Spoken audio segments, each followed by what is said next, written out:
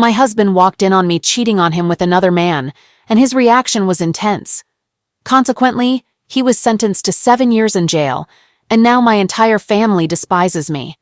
I've shattered our once happy family, and I can't help but acknowledge that my actions were selfish. I repeat this self-condemnation almost every night as I sit in the silence of my empty home. My children are not with me, and understandably, my ex-husband harbors deep resentment towards me.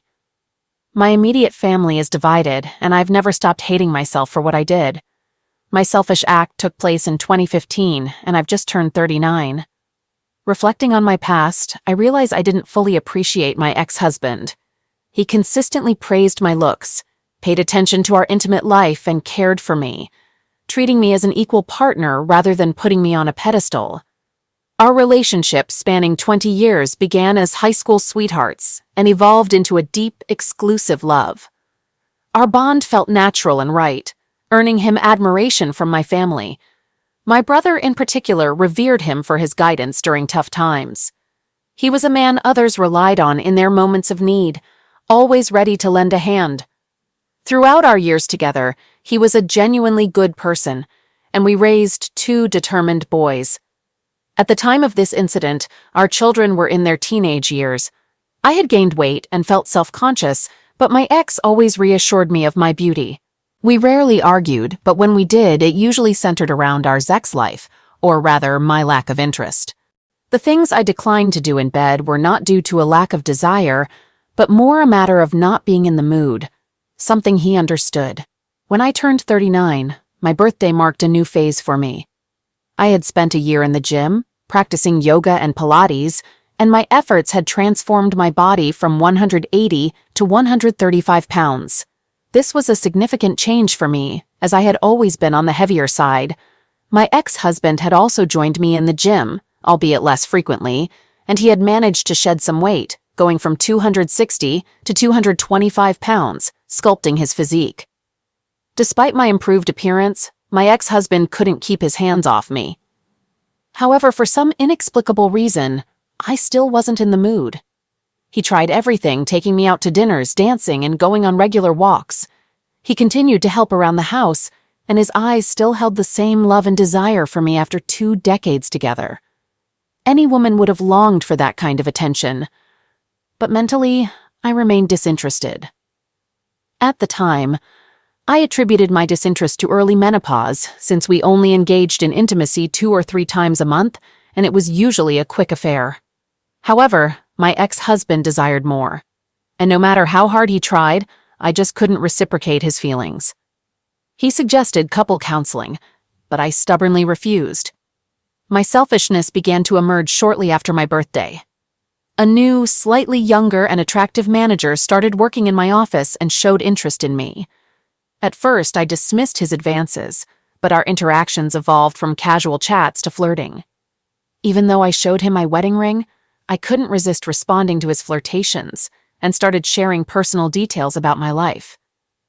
Gradually, he occupied more of my thoughts. In hindsight, I see that this was an emotional affair, something I didn't acknowledge then. My ex-husband began to notice something wasn't right. We ended up having a big argument, which I believe I started. When he tried to kiss me, I accidentally reacted with disgust. But it wasn't really about him. I was caught up thinking about the other man, and this made me feel really turned off by everything that was happening.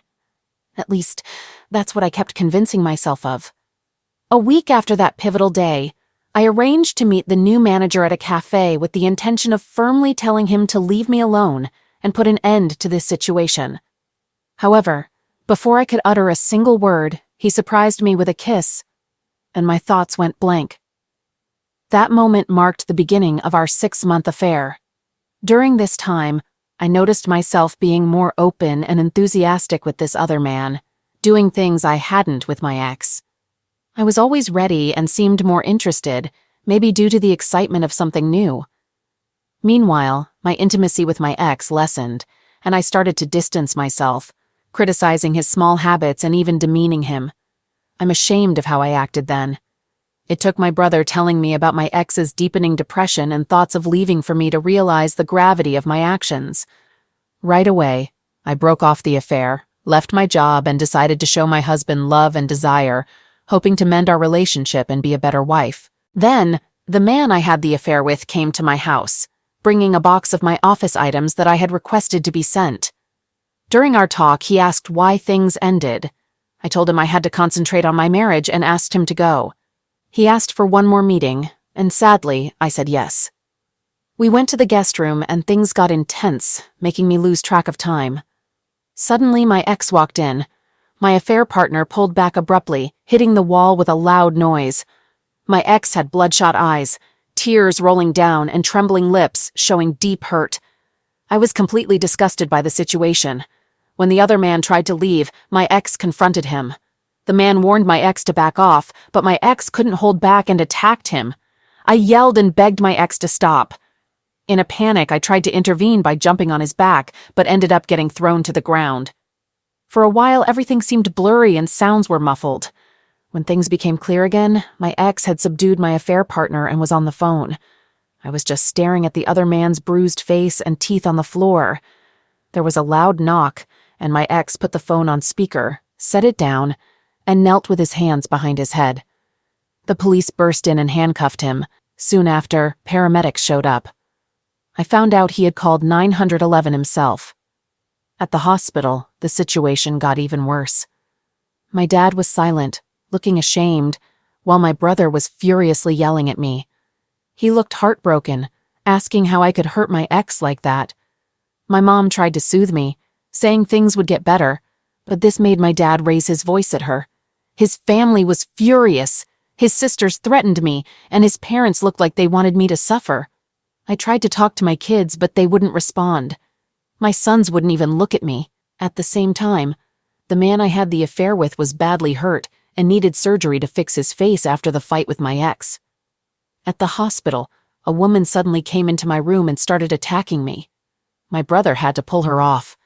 She was the wife of the man I had the affair with. I didn't know he was married. He never wore a ring or mentioned it. This made me feel even more guilty. Before the trial, my sons stayed with their grandparents on my ex's side, and my daughters stopped talking to me. My ex didn't want to see me either. When I tried to visit him in jail, they wouldn't let me. My brother, who worked at the correctional facility, arranged for my ex to be transferred there so he could watch over him. When I asked my brother to pass a message to my ex, he angrily told me to go to hell. During the trial, seeing my ex for the first time in 3 months, his anger was so intense it hurt more than I could have imagined. He had always looked at me with love, even when we argued, but now it was pure hatred. I had to leave to cry in the bathroom. Time went by, and I had to share the details of my affair in court, in front of everyone.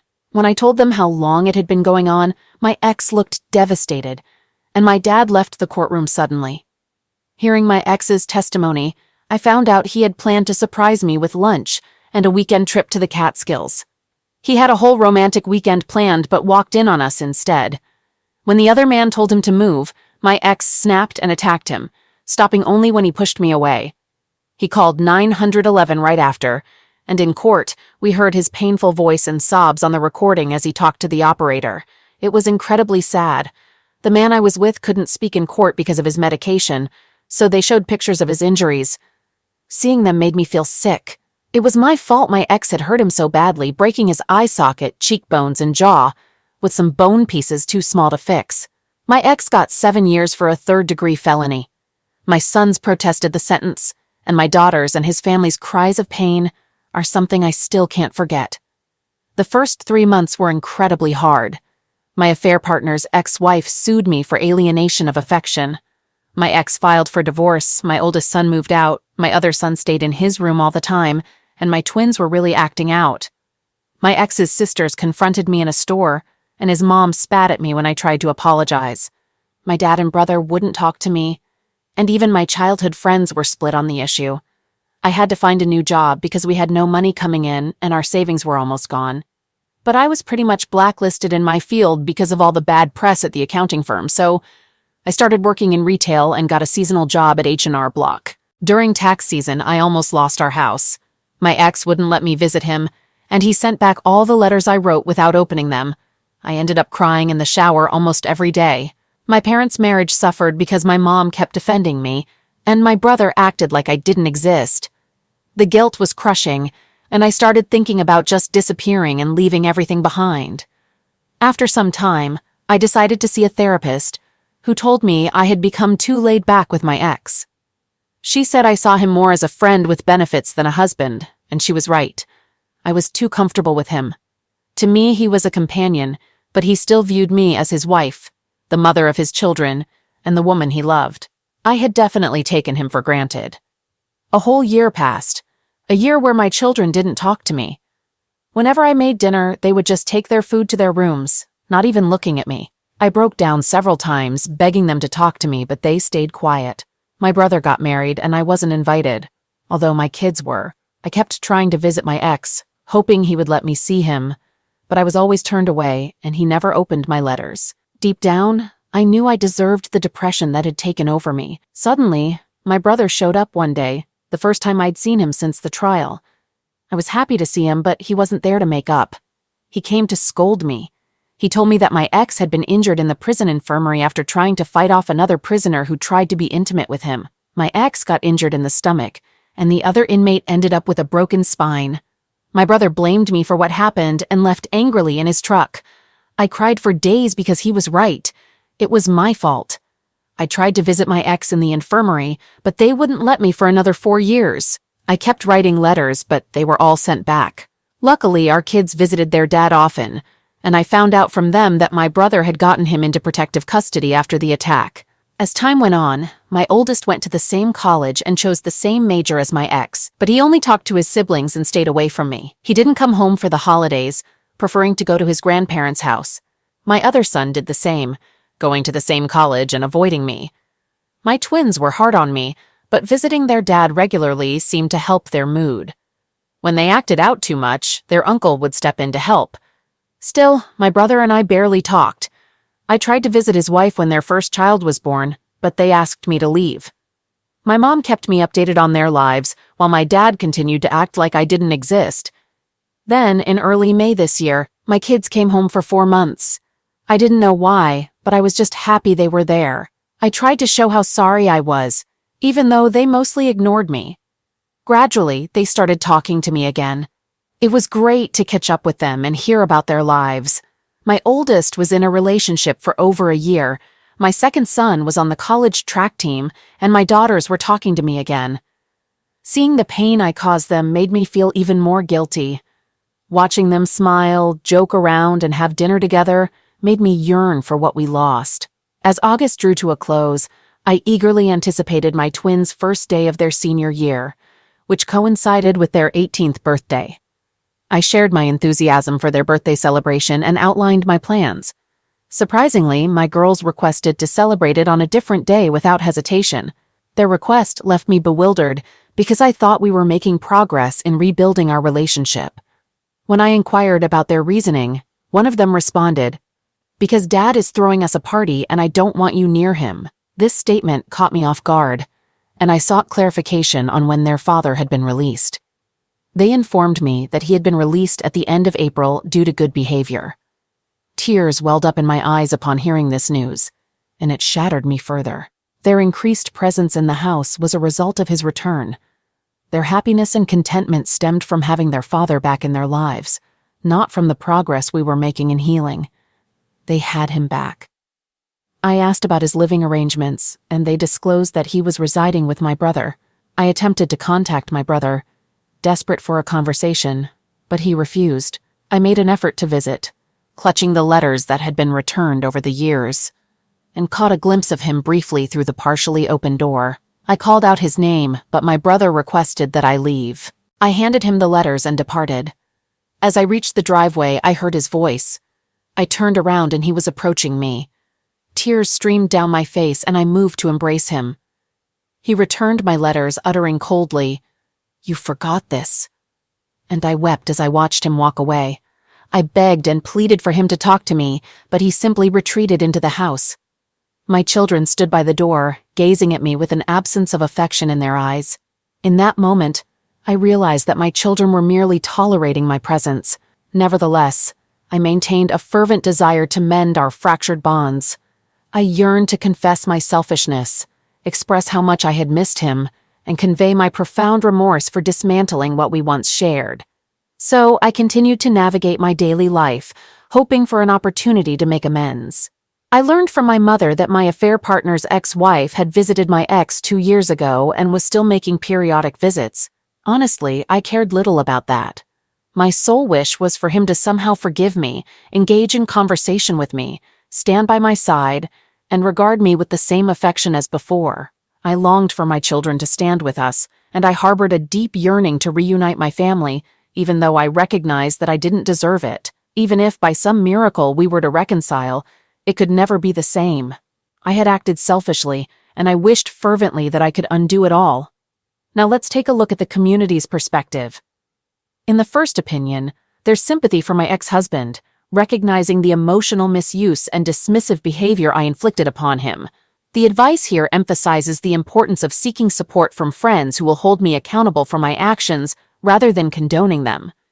It's suggested that therapy is needed. Opinion number 2 suggests that I should stop trying to reconnect with my former family members and those who have distanced themselves from me. The advice is to live my life and move forward. These opinions reveal the complexity and seriousness of the situation, underlining the need for self-reflection and personal growth. It's essential to avoid actions that might come across as harassment. Sometimes it's crucial to recognize when certain situations have reached an irreparable point. In opinion number 3, it's acknowledged that my children have cut off contact, possibly because my twins are still underage and living with me. The gravity of the situation, where my family essentially lost their father and my ex lost years of his life in a hostile environment, is recognized. This opinion sees my letters and apologies as ineffective and advises me to respect my ex's choice, focusing on my own mental health and my relationship with my children. The idea of returning to the way things were is deemed unrealistic, and it's recommended to be realistic about the future of my relationship with my ex. In summary, opinion number 3 advises acceptance of the situation, personal growth, and a focus on rebuilding relationships with my children. All right, that was a fun story. Now let's move on to another exciting one. Stay tuned and let's dive in. I, 28-year-old man, recently went through a divorce with my ex-wife, 25-year-old woman, after being married for 2 years. I first met my wife when we were in college. At that time, I was ahead of her in class, and after becoming friends, I graduated, but we kept in touch. Luckily, I quickly found a well-paying job a few months after graduating. During this period, my wife and I grew closer, and I occasionally provided her with financial support to help her with her needs. Even though we weren't officially dating, we became intimate, essentially having a friends-with-benefits relationship. Over time, I developed strong feelings for her, and we eventually started dating officially. While we were dating, our relationship had its fair share of highs and lows. Looking back, I should have seen these challenges as warning signs. However, because I was deeply in love with her, I believed that my positive influence would eventually lead to her changing for the better. I wasn't the type of boyfriend who constantly argued or fought, but my wife often was. She would argue about virtually everything, even over trivial matters that shouldn't have resulted in arguments. She had a defensive personality and struggled to admit when she was wrong, even when it was clear she had made a mistake. Despite these challenges, we continued dating for 2 years, with a few breakups along the way, and eventually we got married. Apart from her defensive nature and difficulty managing her anger, my wife was a good person. She took care of me, met my needs, and looked after our home. Additionally, she excelled in managing finances, which was a skill I lacked. However, in the first year of our marriage, a situation arose that nearly tore our marriage apart. I had a female colleague at work with whom I was close.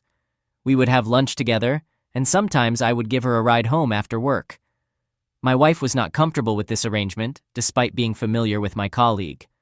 No matter how much I tried to explain that there was nothing romantic between my colleague and me, my wife remained unconvinced and disapproved of our interactions. One day after work, I offered to give a few of my colleagues a ride to the bus station, as I often did. A female friend of mine chose to sit in the front with me. Unexpectedly, my wife suddenly emerged from where she had been hiding and physically attacked my female colleague. She caused a chaotic scene at my workplace, and I almost lost my job due to her actions. My wife seriously injured my female colleague, even pulling out her hair. Ultimately, I had to cover all the hospital bills and pleaded with my colleague not to press charges. This incident was one of the most embarrassing moments of my life. When I confronted my wife at home, she showed no remorse. Instead, she claimed she knew I was cheating on her and hurled insults at me. I couldn't fathom where all these accusations were coming from because I had never been unfaithful to her, not even when we were dating. I made a sincere effort to remain faithful, but she would accuse me of infidelity at the slightest opportunity. But the problems didn't end there. She constantly invaded my privacy. I often woke up to find her going through my phone, and if I protested, she would hand me her phone and tell me to go through it as well. For 2 years I endured this, believing that her behavior stemmed from insecurity and a fear of losing me because she loved me so much. Little did I know that she had been steadily cheating on me and deceiving me the entire time. Furthermore, when she handed me her phone, I never actually checked it because I trusted that she had nothing to hide. In reality, she had secrets hidden away. My line of work required occasional travel to meet with clients, and every time I informed my wife about an upcoming trip, it inevitably led to an argument. The primary reason for these fights was her claim that I didn't spend enough time with her, and she disliked my frequent traveling. So, the last time I traveled, this was before I discovered her hypocrisy. I finished my business with a client a day ahead of schedule and decided to return home to surprise my wife, knowing she wasn't pleased about my travels. When I arrived home, the house was quiet, but I noticed a pair of sneakers in my living room that didn't belong to me. As I walked down the corridor, I saw a shirt just outside our bedroom door. The bedroom was slightly ajar, and when I opened it to investigate, I found my wife and my closest college friend in bed together. They were both unclothed and cuddled up, sound asleep and snoring, indicating they had just been intimate. Wow! I was completely shocked and devastated. I couldn't believe that my wife, who had accused me multiple times of cheating when I was innocent, was actually having an affair with my friend. In that moment, I felt a strong urge to confront them, but I realized that doing so would only make things worse. Instead, I took out my phone and discreetly snapped several pictures of them. Then I left the house. While they were still asleep, I shared their pictures in my wife's family WhatsApp group and sent them to our close friends and even the people who knew my college friend.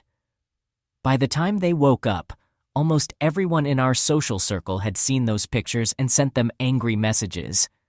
Shortly after, my wife realized what was happening and called me to ask if I had received any pictures from an unknown number.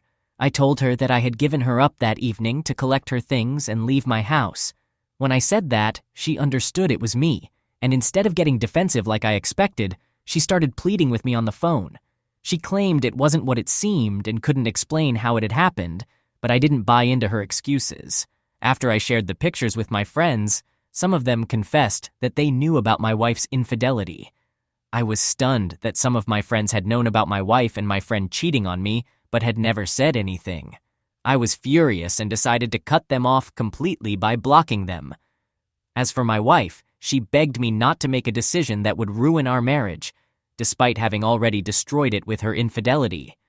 I had grown tired of her and her manipulation, and I didn't hesitate to divorce her. As someone mentioned before, I'd like to emphasize that some women aren't worth the sacrifices men make for them. It's still hard to believe that while I was trying my best to be a good husband to her, my wife had been cheating on me since the first year of our marriage, and I never suspected a thing. She went so far as to paint me as the villain all the time, while she was having an affair right under my nose with my friend. Speaking of him, I cut all ties with him, and as I share this story, I consider him dead to me, along with my friends who watched my wife cheat on me but never said anything. I've made up my mind never to marry again. Marriage isn't worth all the stress and drama, and it's better to be a single and free man than to be married to a manipulative and unfaithful cheater.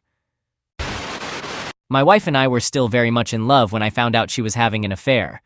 We met in our hometown, and after I returned from college, we decided to settle down there.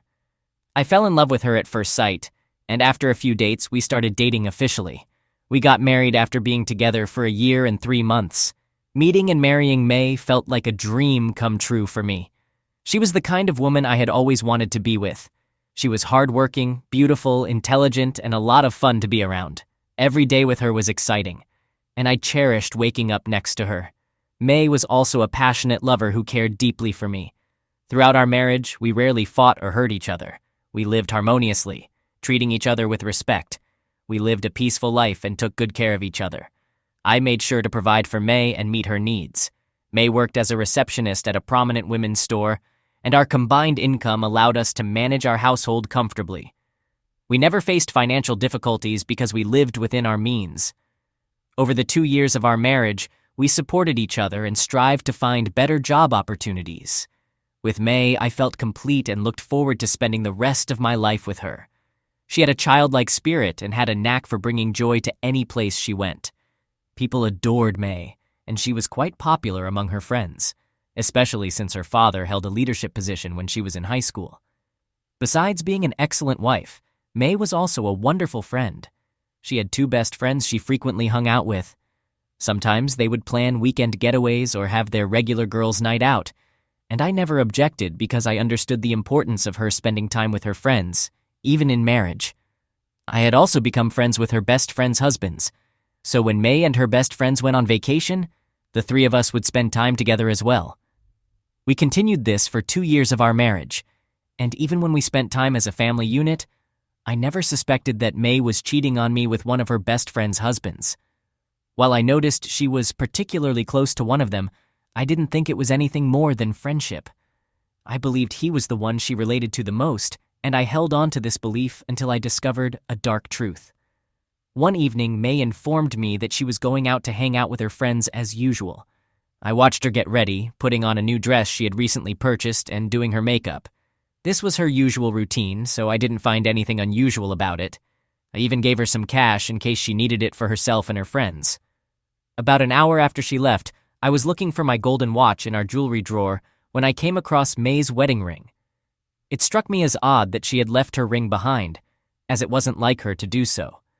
I tried calling her, but after several unsuccessful attempts, I decided to call one of her best friends.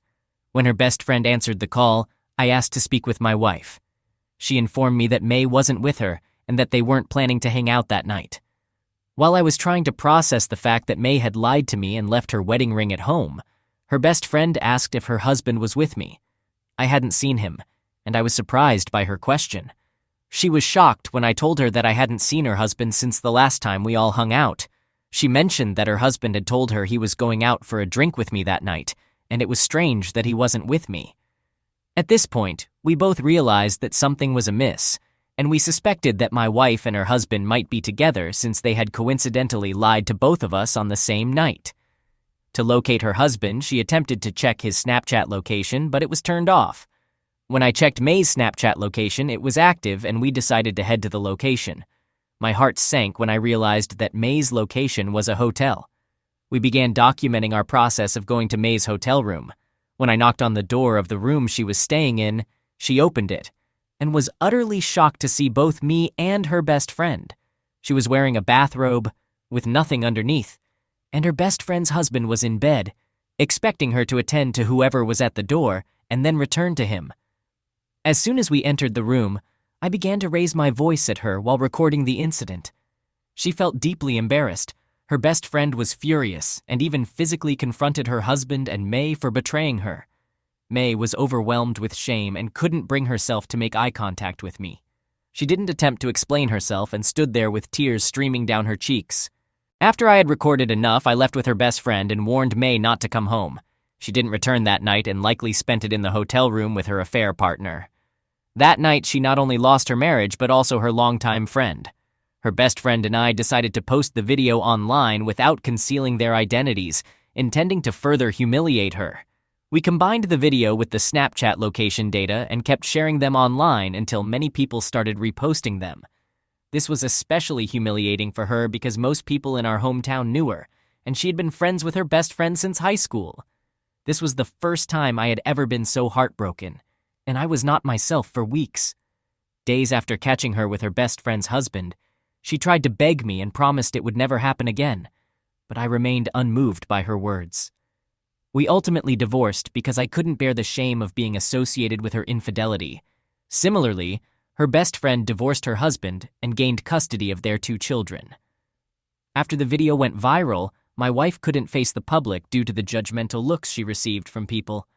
She couldn't even attend her high school reunion because everyone had seen the video. On my part, I had to relocate to a different place to start my life anew.